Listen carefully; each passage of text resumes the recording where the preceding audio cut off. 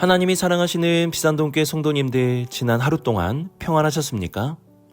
우리는 십자가에서 끝까지 하나님을 아버지라 부르시며 신뢰하는 예수님의 모습을 바라보게 됩니다.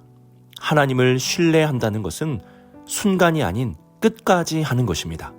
오늘의 말씀을 통해서 더욱 하나님을 신뢰하고 끝까지 하나님을 신뢰할 수 있는 우리 모든 성도님들이 되시길 바랍니다.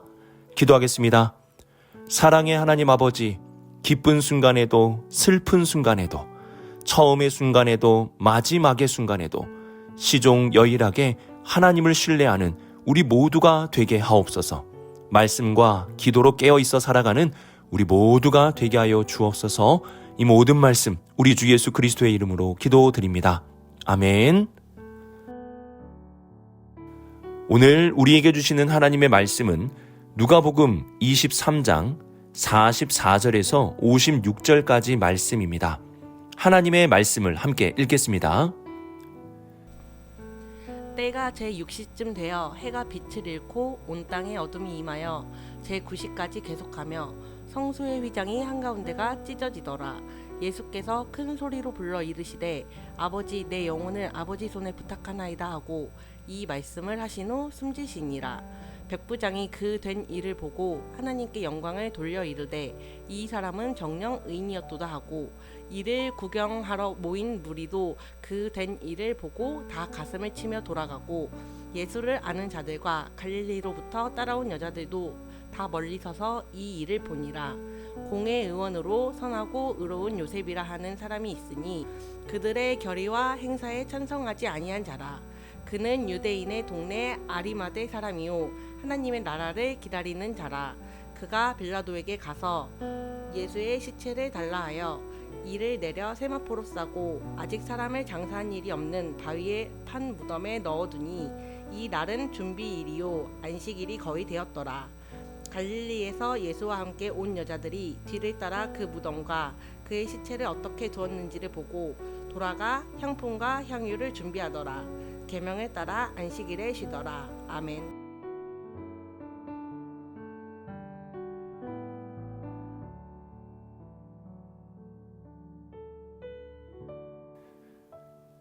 누가는 예수님이 십자가에 달려 돌아가시기 전에 일어난 두 가지 신비한 현상을 기록하고 있습니다. 하나는 44절 말씀과 같이 어둠이 임하였다는 것이고, 다른 하나는 45절에서 말씀하는 것과 같이 성소의 휘장이 찢어졌다는 것입니다. 44절을 보시면 어둠이 임하는 시간이 저녁 시간이 아니라 제6시와 9시라고 되어 있는데요. 당시 6시는 오늘날의 정오입니다. 그리고 당시의 9시는 오후 3시를 가리킵니다. 즉 가장 밝은 시간에 어둠이 임하게 되었다는 것을 알려줍니다. 밝은 시간에 갑자기 이 세상이 어두워졌다는 것은 하나님께서 어둠을 내리셨다는 뜻이 됩니다. 하나님께서 어둠을 내리시는 것은 심판과 진노를 상징합니다. 요엘서를 보면 하나님께서 심판을 내리시는 날에 대해 이렇게 말씀하고 있습니다. 곧 어둡고 캄캄한 날이요 짙은 구름이 덮은 날이라. 이처럼 하나님의 심판과 진노는 어둠입니다. 그런데 그 어둠이 예수님이 십자가를 지실 때 내리게 되었습니다. 이는 하나님께서 십자가 위에 어둠을 내렸다는 뜻이 됩니다. 즉 진노를 받고 심판을 받아야 할 우리 위에 어둠이 내린 것이 아니라 십자가에 어둠이 내린 것입니다. 예수님은 십자가를 지시기 전에 예수님의 죽음이 우리의 죄를 대신하여 죽는 죽음이라는 사실을 알려주셨습니다. 그리고 우리의 죄를 지고 십자가에 매달리셨습니다. 하나님은 우리의 죄를 지고 십자가에 달리신 예수님께 진노를 쏟아내셨습니다. 그 진노는 우리가 받아야 할 진노였습니다. 예수께서 우리를 대신하여 진노를 받으심으로 어떠한 일이 일어나게 되었습니까? 45절을 보시면 휘장이 찢어지게 되었다고 말씀합니다. 성소에 있는 휘장은 거룩한 하나님과 부정한 우리를 구분해 놓는 가림막이었습니다. 그 휘장을 함부로 지나갔다가는 거룩하신 하나님 앞에서 죽임을 당할 수도 있었습니다. 그래서 휘장이 있다는 것은 부정하고 죄로 물든 우리가 하나님께 나아갈 수 없다는 것을 상징적으로 알려주는 것입니다. 하지만 십자가에서 예수님이 자신의 몸으로 우리가 받아야 할 하나님의 진노를 모두 받으심으로 그 휘장이 찢어지게 되었습니다. 이제 우리는 예수 그리스도의 십자가를 믿음으로 하나님께 담대히 나아갈 수 있게 된 것입니다. 히브리서 10장 19에서 20절을 보시면 이렇게 말씀하고 있습니다. 그러므로 형제들아 우리가 예수의 피를 힘입어 성소에 들어갈 담력을 얻었나니 그 길은 우리를 위하여 휘장 가운데로 열어놓으신 새로운 살 길이요 휘장은 곧 그의 육체니라. 이 말씀처럼 우리는 예수님의 피, 십자가에서 찢기신 예수 그리스도의 몸을 통하여 담대히 하나님께 나아갈 수 있게 되었습니다. 어떤 분은 거룩하신 하나님께 나아갈 때 나는 죄인이고 이러한 내가 어떻게 감히 하나님 앞에 나아갈 수 있을까 하는 마음을 가지고 있는 분들이 계십니다. 그런데 우리가 알아야 할 것은 내가 죄인이기 때문에 하나님께 나아가지 못하는 것이 아니라 십자가에서 나의 모든 죄와 그 죄에 대한 진노가 다 쏟아졌다는 사실을 믿지 못하고 있기 때문에 나아가지 못한다는 것입니다. 그러므로 우리가 하나님께 나아갈 때는 그리스도의 십자가를 바라보고 그 십자가를 믿음으로 나아갈 수 있어야 하는 것입니다. 오늘 말씀을 통해 십자가에 내려진 어둠과 십자가 사건으로 찢겨진 휘장을 바라볼 수 있기를 바랍니다. 우리의 죄를 지고 십자가에 죽으신 예수님의 공로로 말미암아 우리는 하나님께 나아갈 길을 얻게 된 것입니다. 그러므로 오늘도 십자가를 믿음으로 담대히 하나님께 나아갈 수 있는 우리 모든 성도님들이 되시길 주님의 이름으로 축복합니다.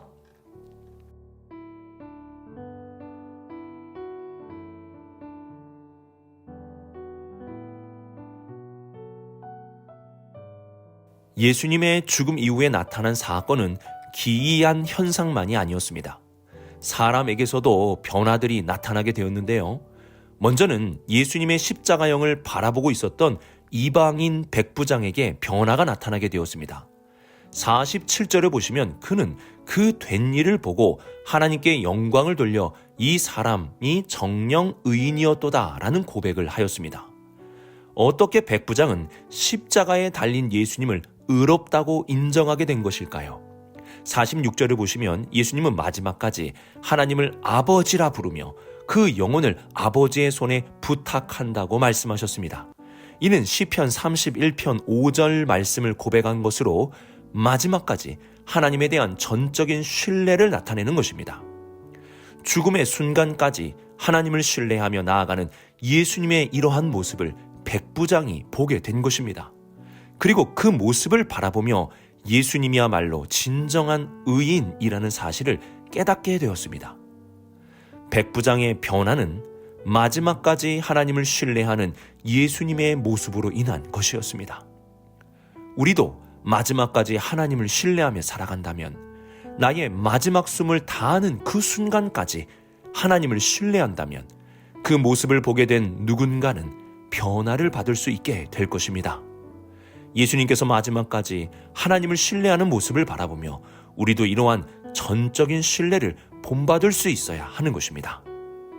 이러한 백부장의 변화와 함께 오늘 말씀에서는 이전에는 주님과 가까웠지만 십자가 앞에서는 주님과 멀어진 사람의 모습과 십자가 앞에서 주님과 더욱 가까워진 사람의 모습을 보여줍니다.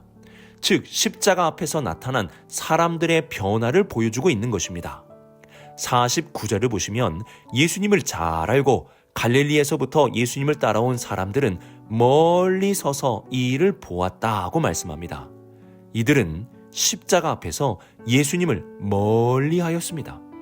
이와 반면에 50절을 보시면 공회의원으로 선하고 의로운 요셉이라 하는 사람을 소개합니다. 그리고 51절을 보시면 이 사람은 예수님을 십자가에 못 박으라는 공회의원의 결의에 찬성하지 않은 사람이라고 알려줍니다. 이 말씀은 매우 충격적인 사실을 알려주는 것입니다. 공회의원 모두 예수님을 죽이기로 결의한 자들로 알려져 왔습니다. 이들은 예수님의 원수였고 예수님과 먼 거리에 있었던 자들이었습니다. 하지만 그 중에 한 사람 요셉이라는 사람은 십자가 앞에서 예수님을 가까이 하였습니다. 52절을 보시면 빌라도에게 예수님의 시체를 달라고 하였고 예수님의 죽음을 비참한 죽음이 아니라 지극정성으로 장례를 치름으로 명예로운 죽음이 되도록 하였습니다. 예수님의 원수로 가장 멀리 있어야 하는 사람이 십자가의 순간에 가장 가까운 사람이 된 것입니다. 예수님과 원수를 지내야 하는 공회 의원은 십자가에서 예수님을 가까이 하였고, 이전부터 예수님을 잘 알던 예수님과 가까이 했던 자들은 십자가에서 예수님을 멀리 하였습니다. 신앙생활은 그 마지막이 어떻게 될지 모르는 것입니다. 왜냐하면 신앙의 길에는 반드시 십자가가 있기 때문입니다. 어떤 이는 평소에 주님을 가까이 따르다가 십자가 앞에서 멀어지기도 할 수 있고, 어떤 이는 십자가 앞에서 더욱 주님을 가까이 할 수도 있게 되는 것입니다. 십자가 앞에서는 처음이 나중되고 나중이 처음 될 수 있는 것입니다. 주님은 십자가가 있기에 깨어 있으라고 제자들에게 말씀하셨습니다. 십자가 앞에서 모든 것을 맡기신 주님과 같이 우리는 하나님을 끝까지 신뢰하고, 십자가 앞에서 주님을 멀리하는 것이 아니라 아리마대 요셉과 같이 주님을 더욱 가까이 할 수 있는 우리 모든 성도님들이 되시길 주님의 이름으로 축복합니다.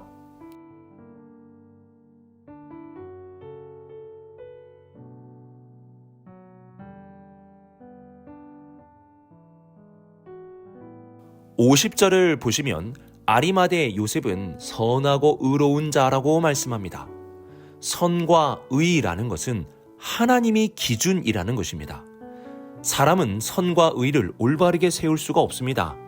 이 사람의 선이 다르고 저 사람의 의가 다른 것입니다. 그래서 선과 의는 오직 하나님만이 세우시는 것입니다. 요셉은 의롭고 선한 자로서 바로 하나님이 기준이 되어 살아갔던 사람이었습니다. 예수님을 사람의 기준으로 본다면 시골 나사렛 출신의 가난한 목수의 아들이며 배운 것 없고 가난하고 연약한 사람들과 무리지어 다니는 천박한 존재로 보일 수 있습니다. 공회 의원들은 예수님을 사람의 기준으로 보았습니다. 하지만 요셉은 하나님의 기준으로 보았습니다. 하나님의 기준으로 예수님을 보니 그분은 겸손한 분으로 하나님의 놀라운 일들을 이 땅에 실현하는 존재였습니다. 요셉은 사람이 아닌 하나님의 기준으로 예수님을 바라보았습니다. 이와 함께 51절을 보시면 요셉은 하나님의 나라를 기다리는 자라고 말씀합니다. 공회라는 것은 당시 이스라엘에서 가장 위에 군림하는 사람들의 모임이었습니다. 요셉은 가장 높은 자들의 모임 중에 있었던 자였습니다. 이러한 높은 자들의 특징은 그 위에서 내려오려고 하지 않는다는 것이고, 자신 위에 누군가를 두기 싫어한다는 것입니다. 하지만 요셉은 하나님의 나라를 기다렸습니다. 이러한 고백은 하나님이 진정한 왕이시고 인간의 다스림이 아니라 하나님이 다스려야 한다는 사실을 인정한다는 것입니다. 요셉은 십자가 앞에서 사람의 다스림의 부정, 불의, 폭력, 강탈을 보았습니다. 그래서 그들의 다스림을 거부하고 하나님의 다스림을 더욱 사모함으로 기다렸습니다. 이렇게 하나님이 기준이고 하나님의 나라를 사모했기에 십자가 앞에서 예수님을 매달아야 한다는 그 많은 공회 의원들의 결의에 찬성하지 않을 수 있었던 것입니다. 바울은 우리에게 이 세대를 본받지 말라고 분명하게 권고하였습니다. 이 세대를 우리가 본받지 않기 위해서는 기준이 하나님이 되어야 합니다. 하나님을 기준으로 삼고 살아가야 합니다. 또한 사람의 다스림이 아니라 하나님의 다스림을 받으며 살아가야 합니다. 그럴 때 우리는 예수님을 십자가에 못 박으라고 많은 사람들이 이야기할 때 그 소리를 거부하고 의롭고 온전한 길을 향해 나아갈 수 있게 되는 것입니다. 오늘의 말씀을 묵상하며 십자가에 내려진 어둠과 찢겨진 휘장을 주목할 수 있기를 바랍니다. 우리를 위하여 대신 하나님의 진노를 받으시고 그 십자가의 보혈로 하나님께 나아갈 길이 열리게 되었습니다. 그러므로 우리는 주님의 십자가를 믿음으로 담대히 하나님께 나아갈 수 있어야 하는 것입니다. 또한 마지막까지 하나님을 신뢰하는 자로, 십자가 앞에서 주님을 더욱 가까이 하는 자로 살아갈 수 있기를 바랍니다. 끝으로 하나님을 내 삶의 기준으로 하나님의 다스림을 더욱 사모하면서 살아갈 수 있는 우리 모든 성도님들이 되시길 주님의 이름으로 축복합니다. 기도하겠습니다. 사랑의 하나님 아버지, 우리를 위하여 찢기신 그리스도의 몸을 바라보며 하나님께 나아갈 길이 열렸다는 사실을 잊지 않으며 살아가는 우리 모두가 되게 하여 주옵소서. 십자가를 믿음으로 하나님께 나아가오니 우리 모두를 영접하여 주옵소서. 우리의 믿음이 끝까지 흔들리지 않는 믿음이 되게 하시고 이러한 우리의 믿음을 통해 주변 사람들의 변화를 더하여 주옵소서. 십자가를 멀리하지 않게 하시고 하나님을 기준으로 하나님의 나라를 더욱 사모하는 자로 살아가게 하여 주옵소서. 이 모든 말씀 하나님의 아들 우리 주 예수 그리스도의 이름으로 기도드립니다. 아멘.